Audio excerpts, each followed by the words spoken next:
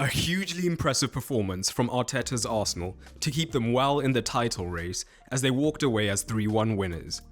There were some blunders in this game, but also a high-level tactical jousting match going on. So what tactics did we see from Arteta and Klopp? Let's take a look, and we'll begin with Liverpool in possession, and in particular pay attention to the intelligent tactical risks that Arsenal took out of possession to keep Liverpool's XG so low. When Liverpool were building deep, Arsenal had a 4-4-2 mid-block with Odegaard joining Havertz higher up the pitch, so that they could press the centre-backs man-to-man, and crucially, McAllister could at times be a single pivot, as Gravenberch and Jones would push higher up the pitch to begin with. The most important piece determining how effective Arsenal's press was Jorginho, as he had the onus to push onto McAllister whenever possible, in order to tie up Liverpool's main outlet option. If he did so, the Arsenal press would be highly effective, as with Saka often tucking in, they would cut out Liverpool's progression at the source, making it extremely difficult for Klopp's men to build through the centre.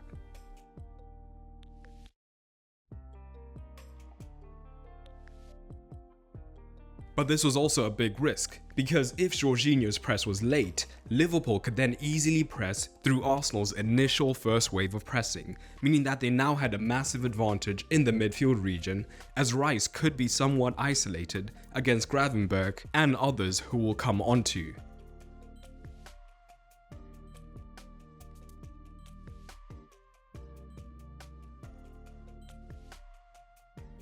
There were also risks associated with this, because if Jorginho decided not to press in order to avoid being bypassed by Liverpool, it would mean that McAllister could receive that first pass fairly easily, and Havertz and Odegaard were now easily taken out of the game, allowing Liverpool to push up the pitch fairly easily. The most common outcome was Jorginho pressing intelligently, and as we saw against Chelsea, Gomez is more than happy to invert at times.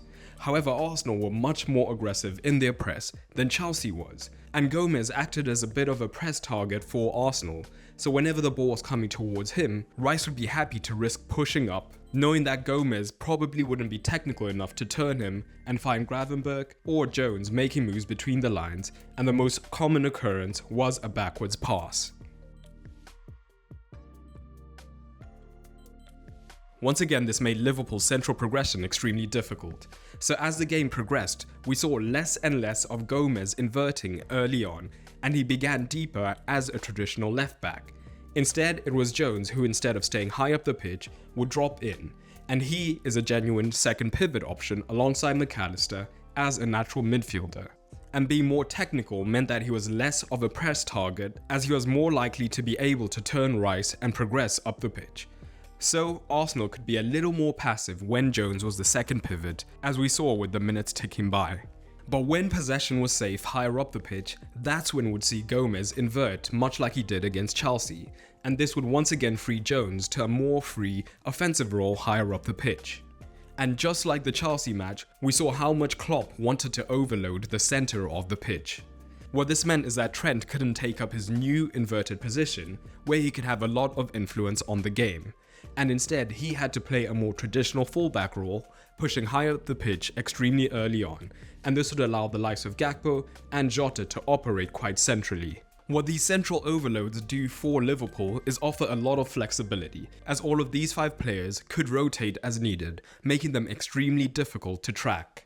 What it also means is that often the 2 centre-backs are overloaded, and this means that with simple opposing movements, they could draw a centre-back higher up the pitch, creating the potential for a direct run in behind, even when it looks like the opposition has a well-settled shape. Or it prevents the potential for flick-ons if Liverpool go aerial instead.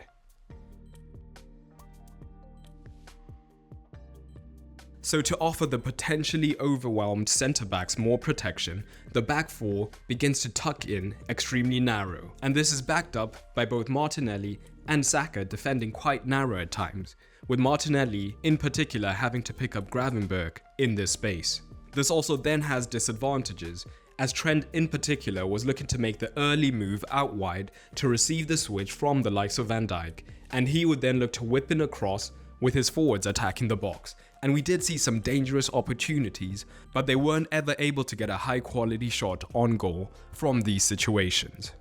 The biggest risk of this shape from Klopp is that it only leaves 2 centre-backs deep defensively. So whenever Arsenal won the ball back deep, Martinelli would set off into the space vacated by Trent, and time and again Arsenal would look to hit him in these spaces and were extremely unlucky not to go ahead even earlier. But let's take a look at how Arsenal won the game in possession, and one of the keys was how Jorginho kept a calm head in a high-pressure midfield. This is one of the most difficult skills to train, and it was almost impossible to do so until this app got here. It's called Be Your Best, made by a team of football and technology experts from Norway to help improve players' cognitive performance. Be Your Best trains your skills, such as scanning, vision, decision-making, and awareness, and is used by Champions League level teams like Dortmund and Copenhagen. You can play through over 800 scenarios recreated from professional games, and you'll be on the field playing from a player's perspective, with the ability to play in different positions on the pitch. You receive feedback on your performance, watch replays of your sessions to see how you can improve your game awareness further. The likes of Odegaard have used Be Your Best to stay mentally sharp, and the results of using Be Your Best are backed by science, with a 9-week study showing that players improve their scan rate by 28%. So if you want to become a more calm and composed player on the pitch, get 20% off your first month or year by using the code FMS20 at checkout. Check out the link in the description to learn more, and thank you Be Your Best for sponsoring this video. When Arsenal were building from deep, it could be a fairly traditional back four. And in fact, early on, we did see Zinchenko, as he likes to do, allowing Arsenal to create this midfield box. However, as you can see in his heat map, as the game progressed, he spent less and less time centrally, and it was Rice and Jorginho operating as a double pivot. And this was because Arteta had identified a way to exploit Liverpool. As we saw against Chelsea, Liverpool's defensive shape often shifts to a back three, with the centre forward often joined by the right forward, and Diaz operating deeper on the left-hand side, meaning that the right back, Trent in this instance, would then push up onto the left back, whilst Konate, Van Dijk and Gomez would then form a traditional back four. Both Gomez and Konate are quite mobile, so Konate doesn't mind covering in these wide regions for these 1 versus 1 situations. But what Arsenal did so well was not make it a direct 1 versus 1, and this was because Havertz did not stay pinned against Van Dijk like a traditional centre forward. With Zinchenko operating wide, Havertz would then have the space to join the midfield box instead, and Martinelli could at times come central, but for the most part he did hold his width. This Arsenal shape gave them plenty of advantages. The first was that Zinchenko operating as a traditional left back would ensure that the right back, first Trent and later Gomez, were drawn high up the pitch and tied up. With Jones and Gravenberch pushing higher up against the pivots, McAllister would be 2 versus 1 down in the midfield region. But it wasn't just that, it also meant that Konate was potentially 2 versus 1 down as well. So this could be taken advantage of in a variety of ways, as Arsenal could directly look to go long, draw Konate out and then create space for either Havertz or Martinelli to run in behind. Or they could first look to play short to draw Liverpool out of position and create room higher up the pitch. And this is exactly what we saw for the opening goal. We see on the build-up the Arsenal box with Odegaard and Havertz 2 versus 1 against McAllister.